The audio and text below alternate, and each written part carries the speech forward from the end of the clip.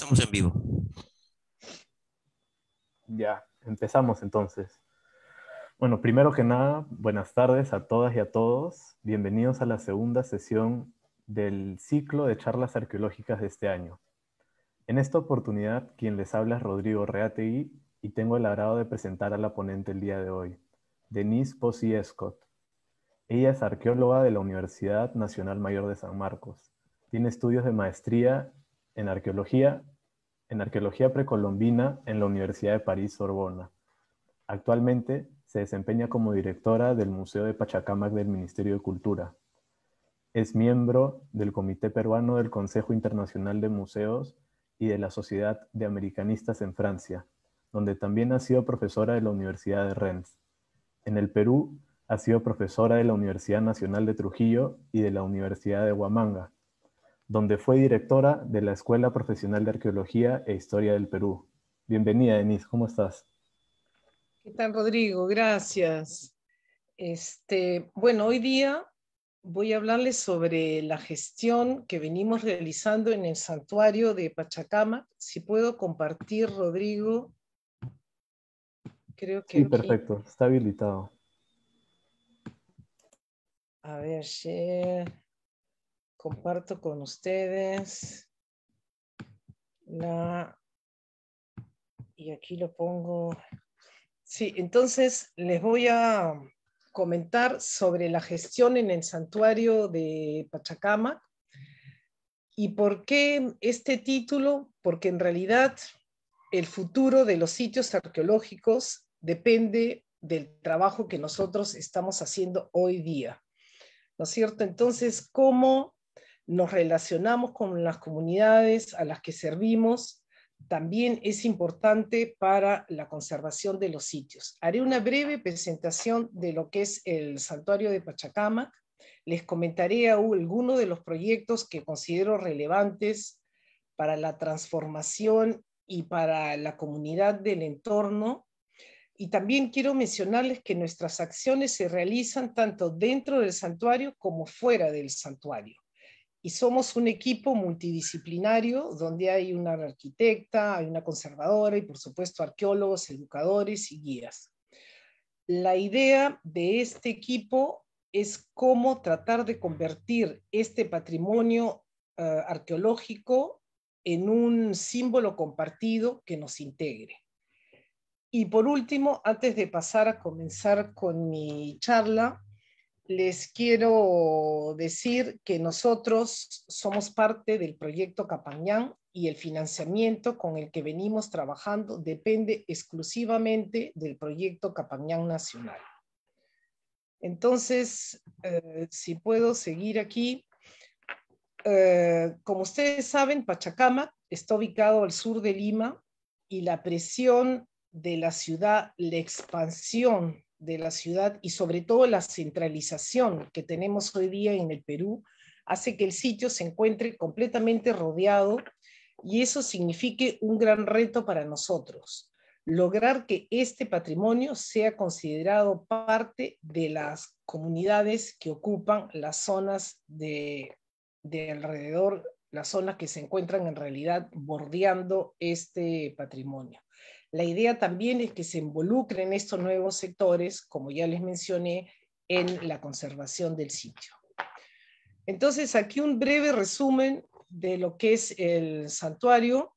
Pachacámac era famoso por la deidad que albergaba, este oráculo que ayudaba a predecir también en algunos casos el futuro, si podemos decirlo así.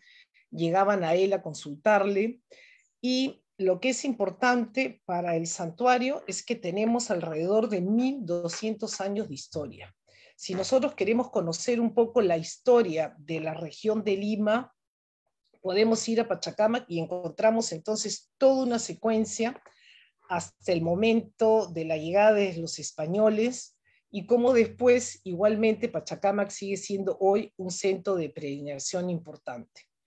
¿No es cierto? Con sus 1200 años de historia es parte del proyecto Capañán y creo que una de las cosas más importantes es que sigue siendo un patrimonio vivo. Pachacámac estaba en la lista indicativa de UNESCO para Patrimonio Mundial desde hace muchos años, desde el siglo pasado, y mientras estábamos trabajando, actualizando este expediente, se comenzó a trabajar lo de Capañán como Patrimonio Mundial, y es así como Pachacámac termina siendo incluido en esta declaratoria del Capañán de Patrimonio Mundial como itinerario cultural. Y como itinerario cultural, el tramo de Jauja-Pachacámac fue declarado también entonces Patrimonio Mundial, y los sitios asociados también son parte de este Patrimonio de la Humanidad. Entonces, este tramo conecta Pachacámac en la costa, o sea, prácticamente con el Océano Pacífico, con la sierra en el sitio de Jatunjauja, que permite entonces una rápida conexión. Ahí pasa muy cerca el camino principal. Este camino principal conectaba a Cusco con prácticamente todo el Tahuantinsuyo.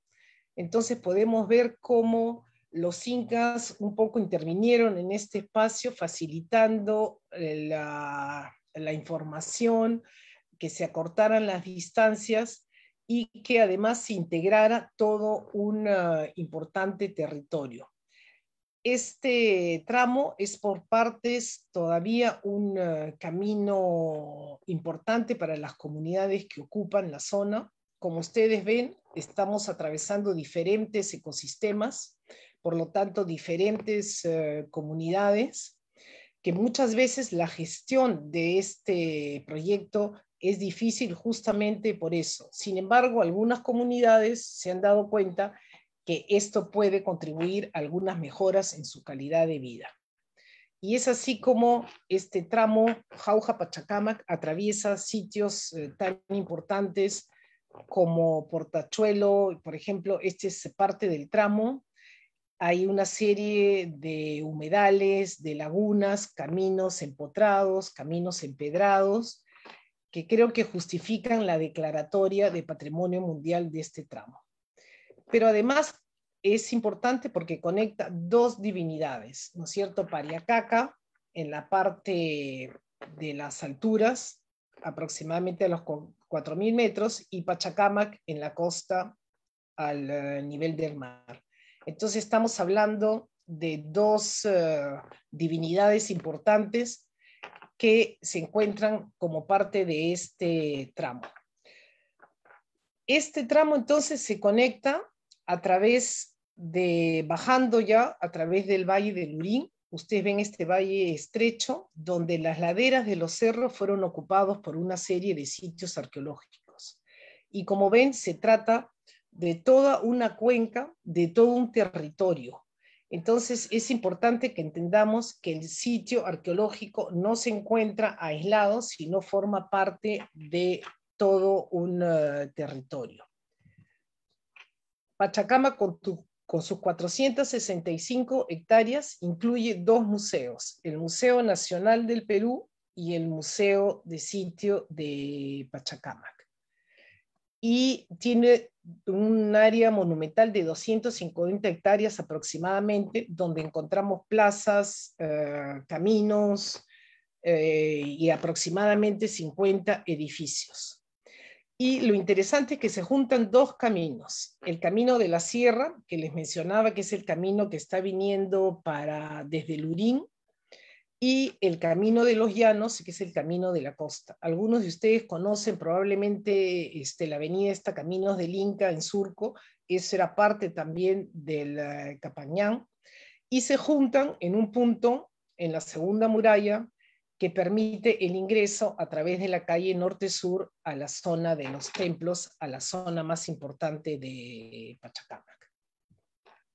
Entonces, Pachacámac, con sus 1200 años de historia, el Templo Viejo es uno de los edificios más importantes, y después, con la expansión Huari de Ayacucho, Pachacámac se vuelve ya un pequeño centro ceremonial regional. En este momento hay un poder religioso, está la divinidad de Pachacámac, que logra como juntar toda esta región de la costa central. Prueba de la importancia de esta ocupación wari son los materiales que se encuentran hoy en el Museo Etnológico de Berlín. Está la colección Gressler, que eran personas que estuvieron comprando estos materiales a inicios del siglo pasado ya, y demuestra también la importancia que ya tenía Pachacámac desde el siglo pasado. La conquista inca de Pachacámac significó entonces unos cambios importantes en el sitio. Llegan los incas, transforman el santuario, construyen en la parte más alta el Templo del Sol, encima de un antiguo edificio Lima. En la parte baja, por la zona de los humedales, construyen el Agyahuasi, uno de los edificios más emblemáticos, además del santuario, además de otros edificios. Remodelan la Plaza de los Peregrinos también y reordenan un poco la circulación dentro del santuario. Es por esta calle norte-sur que se ingresaba a la zona de los templos, y donde también ingresan los españoles, aparentemente en 1533. Esto es parte de la colección textil de Pachacámac, para que se hagan una idea de la importancia que tiene el sitio. Y este sitio era tan importante que por eso la gestión que se haga del sitio hoy, como ya les dije, va a depender también su conservación, su preservación a futuro.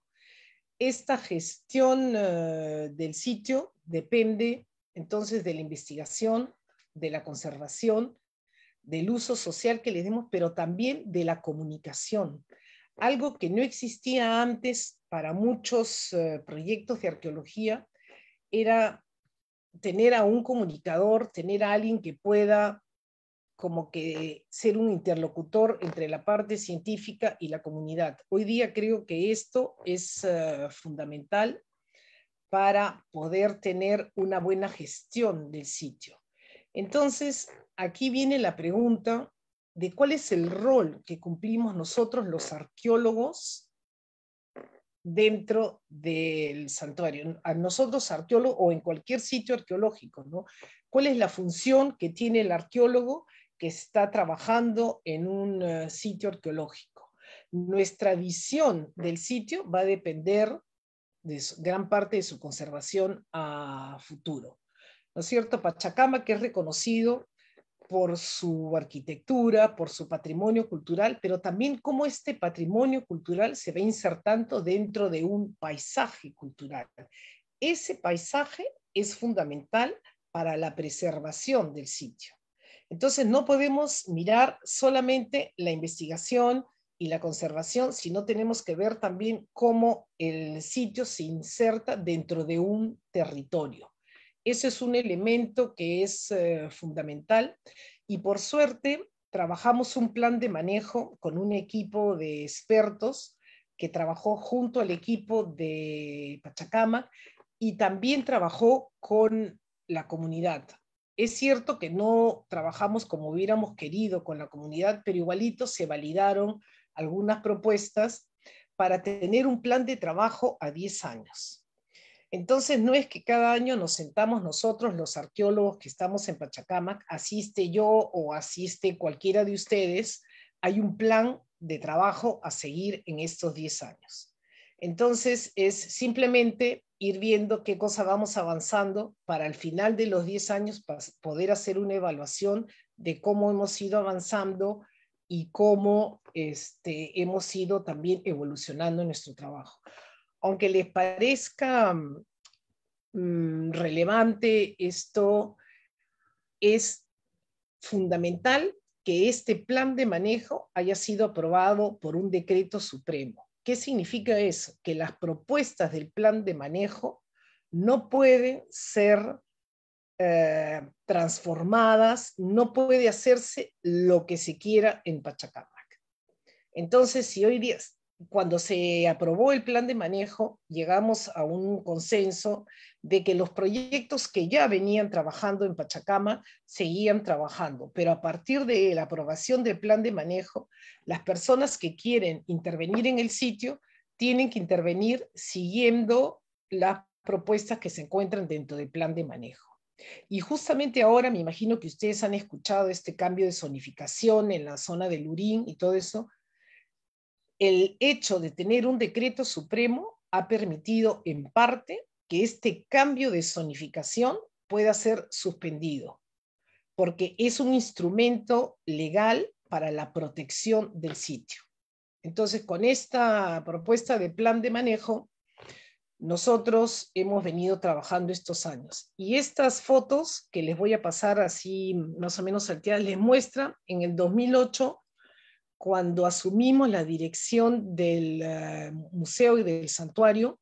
Esta era la situación en la que nos encontrábamos, ¿no es cierto? Los letreros, el canil y el museo.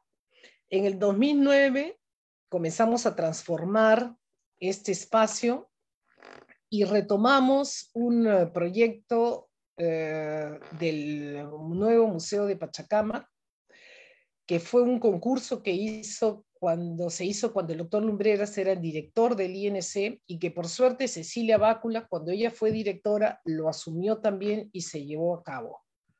Entonces, hace 5 años atrás, pudimos inaugurar este importante museo, antesala del sitio arqueológico, y además respetando el paisaje del santuario. Si ustedes, los que conocen el museo, han visto la monumentalidad de este edificio, pero este edificio se ve insertando dentro del paisaje, no está agrediendo el paisaje. Creo que eso fue también interesante en esta propuesta de Llosa y Cortegana.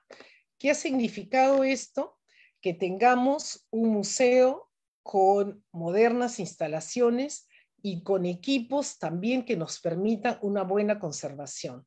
La foto que ustedes ven al lado era la foto de lo que yo encontré en Pachacamac, ¿no es cierto? Esas cajas, este es un proyecto extranjero que depositaba sus materiales en el museo y que en realidad no habían las condiciones. En el 2010 logramos mejorar un poco los depósitos, y el 2019, gracias a una donación del gobierno de Japón, que nos demoró 5 años porque se comenzó a trabajar cuando estábamos trabajando el proyecto del museo, para que cuando inauguráramos pudiéramos tener estas condiciones en el Museo de Pachacamac.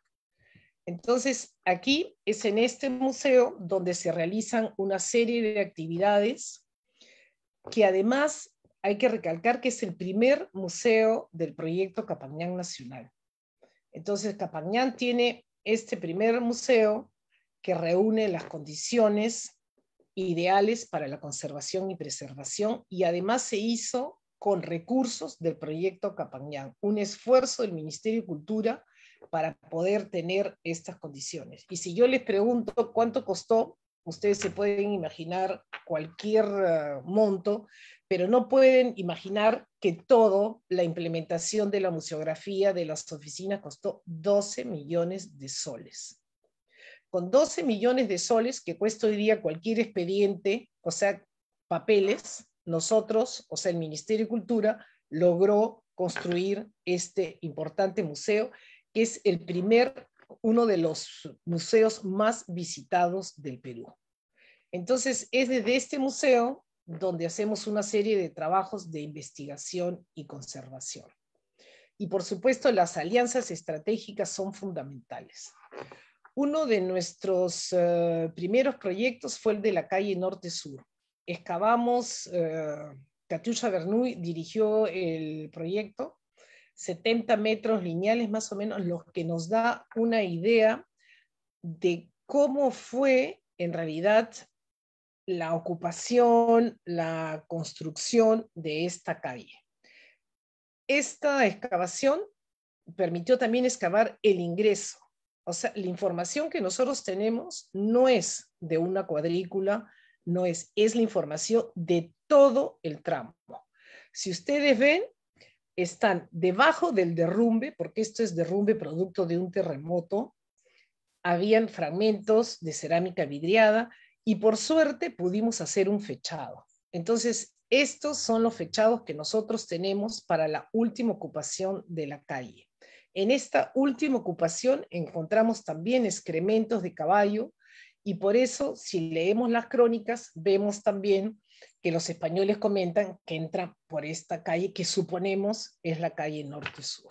¿No es cierto? Ahí está, ustedes están viendo el proceso de trabajo de limpieza de esta calle. Al final tenemos esto, el tramo que excavó Jiménez Borja, que el tramo que excavó Jiménez Borja, aparentemente, según la información que tenemos de Jiménez Borja, ha sido construido durante la época inca, probablemente finales, pero el tramo que nosotros excavamos es un tramo que se construyó antes de la llegada de los incas a Pachacámac. Cuando los incas llegan a Pachacámac, ya estaba construida la calle. Ellos simplemente adosan al ingreso de la segunda muralla sus piedras, reacondicionan la calle, remodelan la calle. O sea, no hay duda de que fue antes de la llegada de los incas que se construye por lo menos el tramo que nosotros excavamos. Esta calle nos lleva a la sala central. Esta sala central, si ustedes ven, aquí hay un ingreso, ¿no es cierto? Y nos lleva a este espacio, o también nos lleva a caminar por los costados para dirigirnos hacia la zona este, la otra zona donde está el edificio de Taurichumpi, o la zona de los templos. Pero lo que es interesante aquí, nosotros hemos excavado esta parte. Aquí hay 2 postes cortados. Aquí hay otros 2 postes cortados. Este es un ingreso y lo que Makoski ha excavado aquí al frente es exactamente la continuación de lo que nosotros hemos excavado aquí. Esta sala central tenía sus muros laterales pintados. Aquí hay la muestra de lo que nosotros hemos encontrado. Están los adobes pintados. Y esta es la recreación de Arturo Peralta, porque la idea de la investigación es que también podamos socializar la información. ¿No es cierto? Ay, perdón, se me fue. Aquí están. Y al pie, aquí, encontrábamos una serie de ofrendas que probablemente se dejaban antes de entrar a este espacio que ya es previo a la zona sagrada. Otro de los proyectos en los últimos años ha sido en nuestras excavaciones en la pirámide con rampa 13. Aquí está 2014, lo que se excavó en 2014, 2016, y luego hemos continuado limpiando acá. Lo interesante de este trabajo es que encontramos toda una zona de quema. Y en esta zona de quema, que además aparentemente duró varias semanas, porque hemos trabajado con Ramiro March del CNRS de Francia, para que haga el estudio de las cenizas, se encontraron una serie de papeles rotos, bolsas de cuero alrededor de la zona, ¿no es cierto? Lo interesante es que Nuria Sala pudo identificar parte de esta escritura, que parece que son caligrafías de 3 personas diferentes y que no hablan de temas religiosos, sino más bien parece que están hablando algo así de temas económicos, y esta bolsita de cuero prueban entonces la ocupación española de este espacio. Esta zona de quema significó el análisis de estos materiales, pero también significó el estudio de antropología física que ha hecho Sarita Fuentes. Sarita ha logrado reconstruir un poco los personajes que estaban en esta quema. Si ustedes ven, hay parte del hueso que está quemado, que parece que probablemente era la parte que estaba en contacto con el fuego, y que seguramente, según los expertos, mencionan que eso fue como que tirado al final de la quema, porque el fuego se mantuvo vivo durante largo tiempo. Por eso que hay diferentes colores en la quema. Y la excavación se dio siguiendo el método del decapado francés para poder ver las capas de quema. Ramiro March estuvo excavando con nosotros un tiempo para recuperar toda esta información. Entonces, estos materiales son probablemente el inicio del fin de los cultos andinos al momento de la llegada de los españoles. Todavía nos falta profundizar en el tema, pero estamos seguros que comienza ya la etapa de comenzar a quemar los malquis. El material recuperado es un material muy fino, entonces probablemente comienzan a quemar estos fardos en este momento. Esta ocupación española, entonces ya hemos llegado a la época de los incas, ahora estamos ya llegando a la ocupación española en el sitio. Según Stete, hay un momento en que se pone una cruz dentro del santuario, está la cita ahí abajo, y dice que esta cruz se puso aparentemente en el edificio donde estaba el demonio, donde estaba esta divinidad.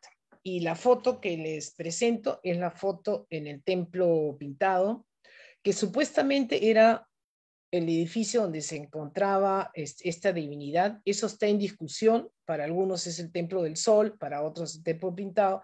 En todo caso, hay esta hipótesis que nosotros estamos manejando, que puede ser interesante, y ahí están las evidencias trabajadas con Nuria Sala de la Universidad de Girona. Esto además está con el edificio Cavillaca, que todos conocemos, ¿no es cierto? Aquí están los restos de esta antigua iglesia colonial. Terminando entonces con esta ocupación del sitio, tenemos también un proyecto en las islas de Pachacamac. Rocío Villar es nuestra arqueóloga subacuática, porque las islas también son parte del territorio de Pachacamac. Gracias al apoyo de unos colegas chilenos y uruguayos, hemos podido llevar a cabo este proyecto de islas, que lamentablemente se ha cortado ahora con la pandemia. Pero si ustedes ven, está el ROF en el fondo del mar con nuestro tejido Pachacamac. O sea, hasta eso a mí me llena de orgullo cuando presento esta foto y digo, bueno, fue toda una preparación de trabajo de campo, no fue una cosa improvisada. Se trabajó, se preparó Rocío con el equipo de arqueólogos uruguayos, trabajó en todo el proceso previo a sumergirse para comenzar a hacer el registro en la zona de las islas. Y también estamos trabajando con el equipo de Andrew Nelson y Lucía Watson, con el estudio de los fardos que salieron en la zona que está alrededor del Muna. Se recuperaron más de 100 fardos funerarios que estamos estudiando ahora gracias a la colaboración con Watson y Nelson, y Sarita está como parte del equipo de Pachacamac. Entonces hemos logrado identificar, estudiar 54 fardos, y lo interesante es que no se trata, al parecer, de una única población, ¿no es cierto? Hay variaciones en el estudio de estos restos, y además también no se nota alguna preferencia especial. Entonces ya tenemos idea de más o menos quiénes estaban en la zona externa al área monumental. Y otro proyecto de colaboración importante es el estudio de los pigmentos, el Observatorio de Patrimonio, que está Marcela Sepúlveda, que nos permitió tener equipo de punta en santuario, equipo no destructivo, y uno de los ingenieros que trabajó con nosotros fue uno de los voluntarios para uno de los vuelos de la NASA. Trajo uno de sus equipos para trabajar local, lamentablemente no fue, pero uno de estos ingenieros trabajó con nosotros en Pachacamac, y lo que es importante es que siempre está participando el equipo de Pachacamac con los proyectos que vienen a colaborar con nosotros. Esto nos permitió además algo muy importante, es hacer el estudio del ídolo. El dibujo que ustedes ven a la izquierda, cuando lo vean en cualquier publicación, es un dibujo nuestro. Están los puntos donde quedan restos de pigmento, que se ha podido identificar que el rojo es el cinabrio, el amarillo es la geotita o la gerosita y el blanco es el yeso. Entonces se ha podido recuperar, pero en realidad hay que tener muy buen ojo y los equipos que hemos tenido para poder identificar estos materiales. Entonces sabemos que este ídolo era un ídolo que estaba pintado, que era de prosopis y que por eso también tiene esta forma media curva. Y los mitos sobre la madera del ídolo y de que el ídolo fue intervenido o no, creo que en los análisis que se han hecho ya nos queda claro. Y nos queda claro también, creo que es importante, que es un ídolo que fue por lo menos la madera trabajada durante el Horizonte Medio. O sea, no hay ninguna posibilidad de que este ídolo, que podamos nosotros decir ahora que pertenece alrededor del año 1000 o no sé qué. ¿No es cierto? Este ídolo es un ídolo que corresponde al Horizonte Medio y probablemente la madera sea un prosopis y no una lúcuma como se pensaba hace algunos años. Otro de nuestros proyectos importantes es el estudio de los canales que venimos realizando con LUTEC. Se han medido en profundidad, hemos logrado entonces determinar cómo circulaba el agua, y lo que es interesante es que aparentemente este canal, que es todo recto, tiene ciertas curvas que permite un poco evitar la erosión de los canales. Voy a ir un poquito más rápido porque creo que me está ganando el tiempo. Estos estudios de los canales con LUTEC se completó con los resultados de las prospecciones geoeléctricas que hicimos con Nicola Massini y el equipo de Ítaca de Italia. Otro de los proyectos que tenemos, ya no en campo, sino en el laboratorio, en el gabinete, es el estudio de los insectos. Aunque les parezca increíble, Angélica Isa, nuestra conservadora, está estudiando los insectos en los espacios de los depósitos, porque este estudio nos va a permitir a nosotros controlar las plagas, ¿no es cierto? Si los insectos están aumentando y los atrapamos en estas cositas que están acá, que son como una especie de scotch donde los bichos se quedan pegados, y después Angélica los mira al microscopio. Este microscopio también es parte de la donación de JICA, y Angélica está ahora también como parte del equipo de UTEC en un proyecto de los insectos, donde están criando los insectos para hacer estudios, para así evitar el daño a las colecciones. Como parte de la donación de JICA, también recibimos una serie de equipos, tecnología de punta, como les dije, que nos ha permitido a Hernán Chipana y Jorge Abad del equipo de Pachacamac hacer un plano de las estructuras del santuario. Entonces se han hecho las ortofotos, el modelo digital dependiente y el producto final de este estudio está aquí publicado en un libro que vamos a lanzar ahora en mayo, pero creo que es un esfuerzo que se ha hecho para que todas las estructuras del santuario estén por lo menos en esta publicación. Hernán sigue trabajando en las estructuras que están expuestas, ¿no es cierto? Ese material va a estar a disposición del público para las investigaciones de todos, y además ha permitido también especializar a 2 personas del equipo.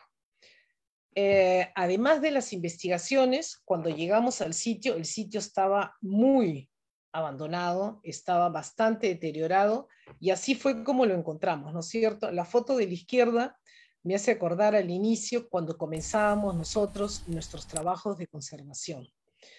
Entonces, dada la situación, se creó un programa de conservación de emergencia. Es decir, que cada año presentábamos al Ministerio de Cultura, al INC al inicio, una propuesta para intervenir en los edificios que estaban a punto de colapsar. Con los años ya pasamos a otra etapa y más bien ahora ya hemos pasado de conservación de emergencia a la conservación y ahora con la UTEC estamos trabajando para ver si es posible a partir de una serie de monitoreos o de levantamientos crear un fisurómetro digital. ¿Qué significa esto? Que vamos a estar midiendo las fisuras, todo eso se va a reportar en la computadora.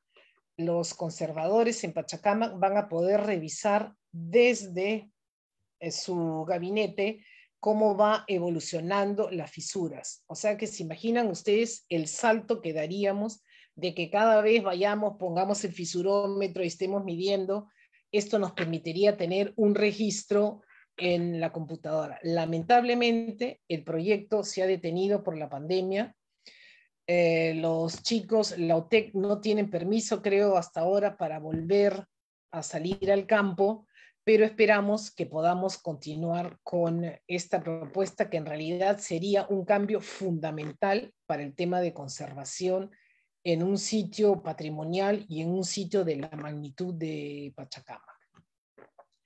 Paralelo a todo esto, ha sido fundamental la capacitación de todo el personal de Pachacamac. Gracias a un financiamiento de la Global Heritage Fund, pudimos contar durante 4 años de la presencia en Pachacamac de John Hearn, experto en ICOMOS, de ICOMOS, ha sido presidente de ICOMOS en conservación en tierra. John pasó el primer año 15 días con nosotros, trabajando. Julio Vargas, el ingeniero Vargas también de la Católica, lo acompañó bastante en este proceso de formación del equipo de Pachacamac. John revisó todos los puntos que interveníamos nosotros. Cada vez que John venía, revisaba con nosotros nuestro trabajo, nos hacía los comentarios, las correcciones necesarias para una mejor conservación en el sitio. Así como John vino gracias al financiamiento de la Global Heritage Fund, el Ministerio de Cultura de Uruguay también nos permitió contar con expertos en arqueología subacuática que capacitamos. Estas capacitaciones además se hacían a nivel no solo de Pachacamac, pero sino también convocábamos a arqueólogos de Capañán, del sur chico, porque la idea es que Pachacamac se vuelva un centro de investigación, un centro de formación también. Entonces, lo que nosotros conseguíamos para el equipo de Pachacamac era después compartido con algunos arqueólogos. No era una cosa masiva, porque si no, no daba resultados, pero sin embargo sí participaba gente interesada y que además hacía conservación. Entonces, esto es un resumen de nuestra formación. En conservación hemos en realidad trabajado montones en formar a la gente, porque es un tema que es fundamental en los trabajos en Pachacamac. Y por otro lado, también está la formación fuera. El equipo de Pachacamac ha estado en Japón, en China, en Estados Unidos, formándose y trabajando para poder regresar y tener un mejor desempeño dentro de nuestro trabajo. Todo esto está pasando dentro del santuario, ¿no es cierto? Pero ¿qué pasa fuera del santuario? ¿Qué pasa con la comunidad que nos rodea? Esta comunidad, que es una comunidad relativamente joven porque es una comunidad que ha ocupado la zona en los años 50, 60, y además ocupando la zona ilegalmente, si se puede decir, porque la ocupación es producto de ocupaciones ilegales que luego se han formalizado, pero significaba también que el patrimonio era un obstáculo para ellos, para las mejoras en su calidad de vida. Entonces, ¿cómo hacer para que este patrimonio sea parte de todos? y que este patrimonio, ¿no es cierto?, nos permita mejoras en la calidad de vida. Entonces, ahí estamos trabajando por mejorar esto, y es algo que también ustedes creo que tienen que saber. Cuando todo el mundo critica al Ministerio de Cultura, el Ministerio de Cultura no hace nada, los sitios están abandonados. Yo le pregunto a todos ustedes, ¿qué hacen ustedes por la preservación de su patrimonio? Porque es bien fácil tirar piedras cuando ustedes no hacen ningún esfuerzo por la preservación del patrimonio. Entonces nos tiene que quedar claro que la gestión del sitio, la conservación y la preservación del patrimonio depende de todos nosotros. Depende de los gobiernos locales, los municipios tienen que intervenir, depende de la comunidad y depende también del gobierno central, del Ejecutivo. ¿No es cierto? Todos somos responsables de esta preservación a futuro de los sitios arqueológicos. Entonces, teniendo en cuenta esto, hemos trabajado el Plan Copesco Nacional, la iluminación nocturna, la Universidad del Pacífico, la revaloración paisajística de la laguna de Urpihuacha, para integrar la parte, ¿cómo se dice?, ecológica a la visita al santuario. Pero el reto más importante es cómo ser relevantes para la comunidad. Cómo nosotros podemos enamorar a la comunidad, ¿no es cierto? Nosotros, si tenemos una relación amorosa con alguien, esa persona va a estar siempre pegada a nosotros. Entonces, a eso estamos apuntando, ¿no es cierto? Cómo esta comunidad se va a apropiar de este sitio arqueológico. Entonces, uno de los temas importantes es ser un museo para todos, que todos puedan acceder al santuario. La foto que ustedes ven ahí son fotos de niños que tienen habilidades diferentes, pero que siempre en Pachacamac van a encontrar un espacio para que ellos también puedan disfrutar de la cultura. Y por otro lado, la gestión de los sitios es todo un reto, ¿no es cierto? Tenemos que tener proyectos sostenibles, y esos proyectos sostenibles solo van a existir si la comunidad va a participar con nosotros en nuestras diferentes actividades. Entonces, esto de aquí es algo, les voy a poner lo del Radio Tyson, como el museo no es solamente un lugar donde se almacenan cosas, ¿no es cierto? En el museo también hacemos ejercicios, en el museo también vamos a tocar música, y en realidad es un espacio para todos. Eso creo que es lo importante. Los danzantes de tijeras, los jóvenes danzantes de tijeras, hacen su primera danza de iniciación como una ofrenda a Pachacamac. Por eso les decía que este es un santuario vivo. Las comunidades también vienen para los solsticios y los equinoccios en peregrinación al santuario. Este es uno de los valores excepcionales que tiene el sitio. Y las ofrendas a la Pachamama también se hacen en oportunidades especiales, ¿no es cierto? Todo esto es como parte de un proceso con la comunidad, donde la comunidad puede interactuar con nosotros. Y tenemos estos tres proyectos principales con niños, con señoras y con jóvenes. El proyecto de educación patrimonial nos permite pensar en la sostenibilidad del proyecto. El jardín prehispánico, que se hizo gracias a un pequeño financiamiento del BID, donde también trabajan personas que tienen problemas de visión. Están ahí el jardín de los sentidos, ellos van y descubren los productos que tenemos ahí en la chacra.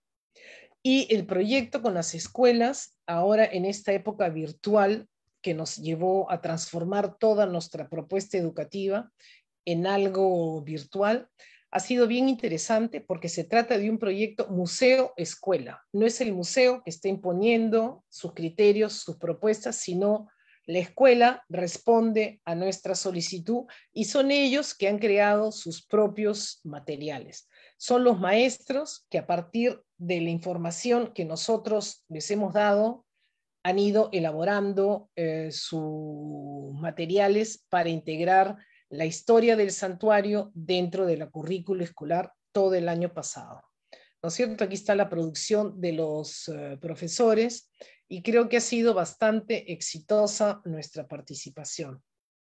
Teníamos también una ludoteca, gracias al apoyo de la Universidad de Girona, un espacio lúdico, un espacio intercultural, donde los niños puedan ir con las escuelas iniciales, pero también los padres puedan dejar a sus niños mientras que hacen la visita al santuario.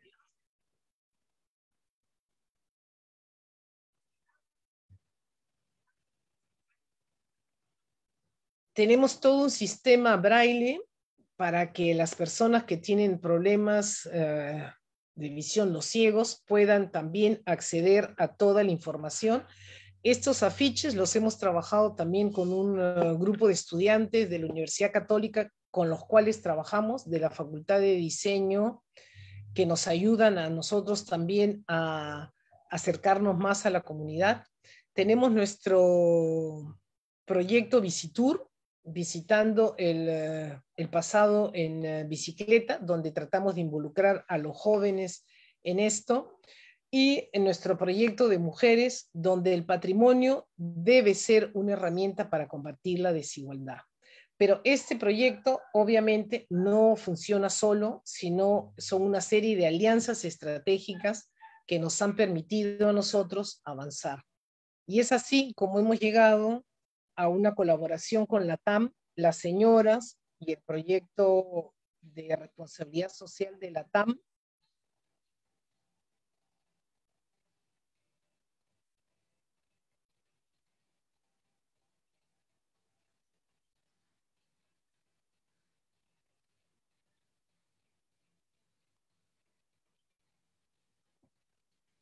que me falta el tiempo, voy a cortarles y sigo ahí. Acá están las ventas de CISA, y durante la pandemia, entonces nos tuvimos que reciclar todos y ellos se dedicaron a hacer sus mascarillas. Y me quería apurar porque les quiero presentar este proyecto que es del Parque Pachacama, un proyecto que ha recibido muchas críticas de los arqueólogos. Para los arqueólogos, imagínense menores que yo, es muy difícil aceptar que uno puede intervenir en los sitios arqueológicos sin afectarlos. Intervenir en una propuesta de este Parque Pachacama, que es una propuesta del arquitecto Canciani, ¿no es cierto? A José se le ocurrió un parque alrededor del santuario y tuvo un equipo ganador que en realidad tiene una propuesta muy interesante y que por suerte hemos continuado trabajando. O sea, es un proyecto que ya tiene varios años y que se ha visto en realidad entorpecido por los mismos arqueólogos que no entienden que hay la posibilidad de hacer este proyecto que en realidad serviría para mejorar este santuario y para integrar el santuario con la comunidad del entorno. No sería una división, un cerco que simplemente nos aísla de la comunidad, sino al contrario, es la posibilidad de que la comunidad se inserte dentro del santuario, que viva con su patrimonio y que este patrimonio les permita disfrutar de un espacio común. Un espacio que en este tiempo de pandemia todos sabemos que ha sido importante, tener un espacio donde salir a caminar, donde poder respirar, porque no todos tienen la posibilidad de tener un espacio para salir y disfrutar del paisaje. Entonces, esta es la idea de este proyecto del Parque Pachacamac, que por suerte hoy ya tiene, está en el MEF como un proyecto aprobado, entre comillas, y supuestamente en algún momento vamos a poder tener el financiamiento. Entonces, mientras que pasábamos esta pandemia, nos reinventamos con una serie de actividades virtuales.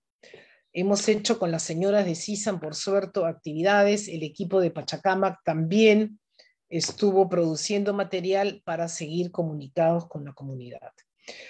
Y algo que es bien interesante es que a pesar de la crisis, hemos llegado a más de 300.000 visitantes, entre comillas. Cuando normalmente teníamos 160.000, un poco más de 160.000 presenciales, durante la pandemia hemos llegado a más de 300.000 personas. Entonces, en realidad ha sido interesante cómo el equipo del museo se ha ido, ¿cómo se dice?, actualizando para poder llegar a todos los públicos. Esto es más o menos el incremento de nuestros seguidores durante la pandemia, y algo que es importante también es la comunicación. En medio de todo el trabajo que tenemos, la arquitecta Carmen Rosso está a cargo de las ediciones del santuario, y hemos publicado una serie de materiales para poder difundir el trabajo que venimos haciendo. ¿Cuál es nuestro reto futuro? Entonces, aquí está.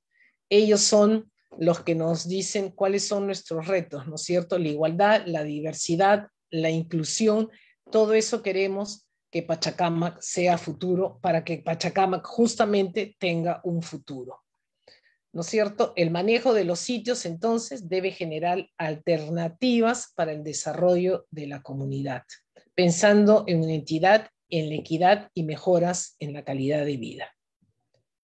Muchas gracias, creo que me pasé unos minutitos, pero he tratado de correr al final. Aquí está nuestra página web, nuestro Instagram, para los que quieren seguirnos. También estamos en Facebook. No sé, Rodrigo, ahora cómo es, si alguien tiene preguntas. Muchas gracias, Denise. Ha sido muy interesante, y también invitamos nosotros esta exposición a que sigan, ¿no?, las redes sociales, ya que esto ayuda un montón, sobre todo en estas épocas de pandemia. Bueno, ahora vamos a tener algunos minutos para poder responder algunas preguntas que ya nos han estado llegando, entonces yo te las voy a decir, y ya tú nos vas a poder saldar esas dudas. En Zoom, una persona que se llama Amparo ha preguntado que se mencionó que la madera del oráculo es prosopis. ¿Qué tipo de madera es esa? El prosopis es el algarrobo.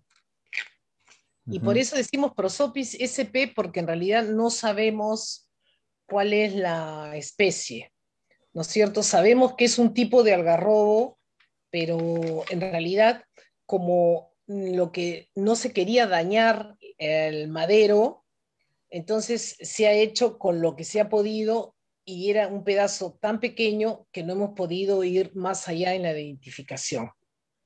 Ujú. Y yo justo a mí se me hizo una pregunta también. ¿Cómo sobrevivió esa madera al paso del tiempo? No sé si en esa zona habrán mucha presencia de termitas o cosas así, pero si es que saben cómo tuvo ese proceso para poder perdurar. El madero fue encontrado por Giesecke el 38 en el Ujú. Templo Pintado. Estaba todo en medio de los escombros, y parece que eso lo protegió todo este tiempo. No se olviden que Rostorowski señala en varios de sus documentos, de sus libros, que había varios de estos ídolos en Pachacamac.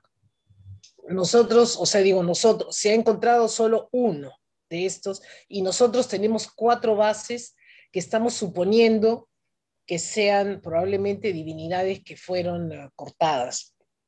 Pero creo que el ambiente seco del desierto ha ayudado a su conservación. El problema es cuando lo sacamos de ese ambiente, hay que trabajarlo, hay que estar verificando que las termitas, que los bichos no vayan a atacarlo.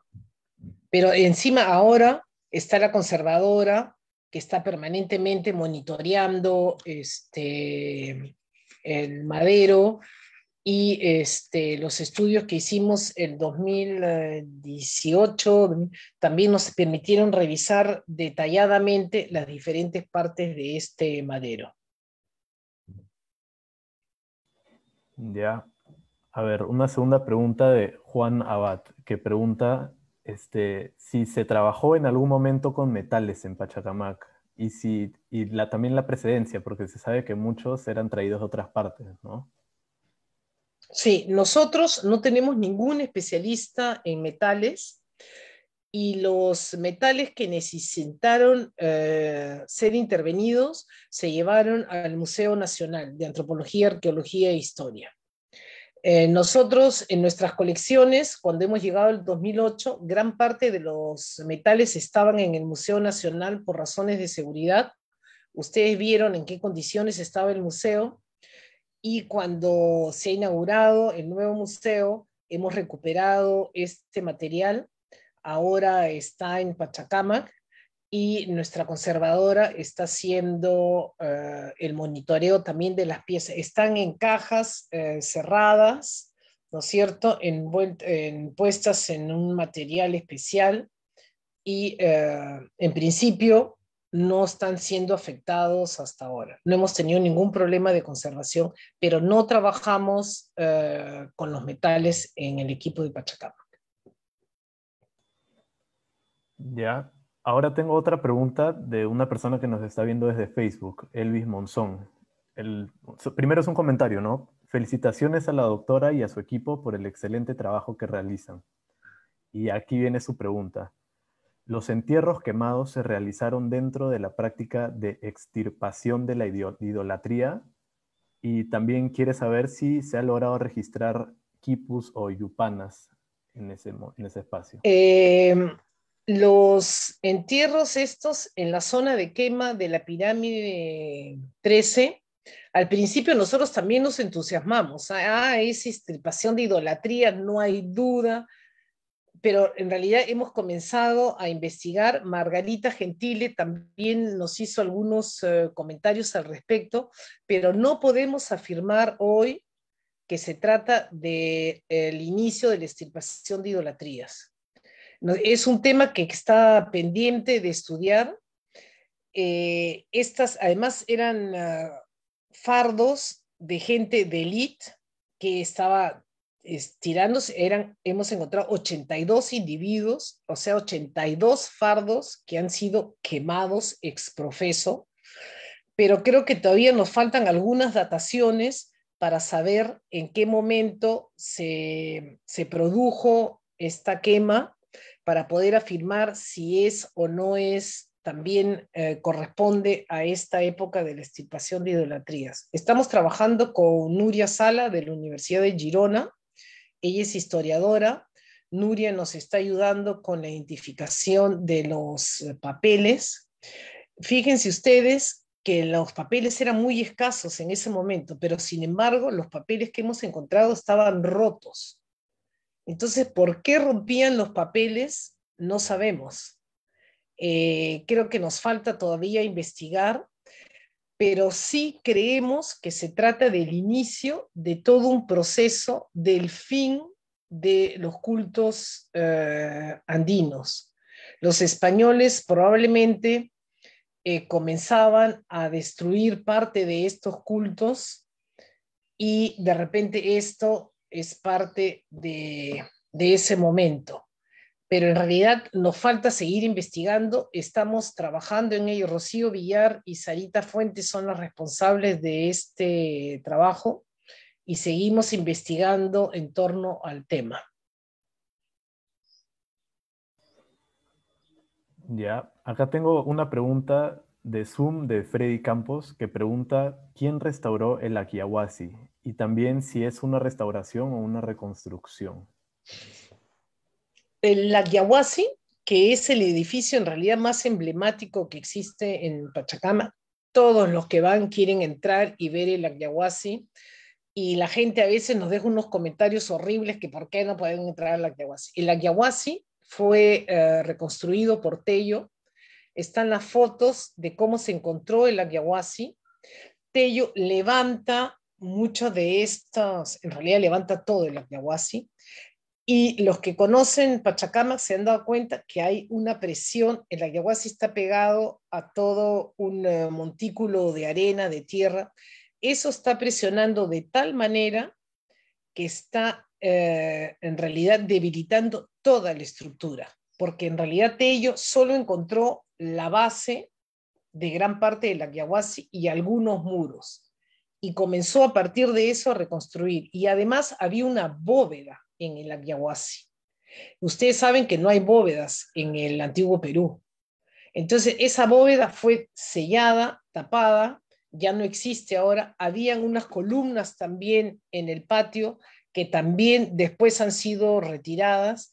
Entonces el Yaguasi ha sido en gran parte reconstruido, pero sin embargo es parte de la historia del sitio. Y por lo tanto, hoy día la conservación del Yaguasi implica todo un reto, porque no podemos volver a como Tello lo encontró. Tenemos que conservar lo que Tello construyó y lo que Tello reconstruyó en realidad. Entonces, por eso que es un edificio que nos plantea un reto enorme, porque tenemos que trabajar con estructuralistas, con conservadores y con historiadores también para tratar de ver cómo nosotros podemos hacer algo por este edificio. En realidad está todo reconstruido. Ya, bueno, para finalizar, esto no es una pregunta, es un comentario de Carlos que dice, gracias por la charla, muy interesante, y quiero usarla, ¿no? Para yo también agradecer a todos los que están acá, y a ti, a Denise, sobre todo por esta charla súper interesante. ¿Quisieras dejar algún mensaje o decirnos algo para No, terminar? sí, a mí en realidad agradecer la invitación y creo que también Pachacamac, que ahí estamos siempre atentos y tratando de que mucho más gente se comprometa con el trabajo que venimos haciendo. Como les dije, estamos trabajando también con el equipo de la Universidad Católica de la Facultad de Arte y aquí estamos trabajando en equipo. El resultado de hoy es el trabajo, yo solamente estoy presentando lo que ha hecho el equipo del Museo de Pachacamac. Somos un equipo pequeño, pero creo que podemos, es una muestra de lo que se puede hacer desde el Ministerio de Cultura. En el Ministerio de Cultura también hay equipos que se esfuerzan y que trabajan por la preservación de su patrimonio. Entonces creo que ese es el ejemplo que yo les quería dejar, ¿no es cierto? Pero que esta conservación depende también de cómo nosotros integremos a la comunidad. Si la comunidad en general no participa de la preservación de los sitios, creo que va a ser muy difícil que nosotros podamos preservar nuestro patrimonio arqueológico, que es, como sabemos, hay más de 100.000 sitios arqueológicos en el Perú. Y si no participamos todos, va a ser muy difícil que podamos nosotros conservar parte importante de esta historia. Muchas gracias a todos y gracias a los que están escuchando por su tiempo también.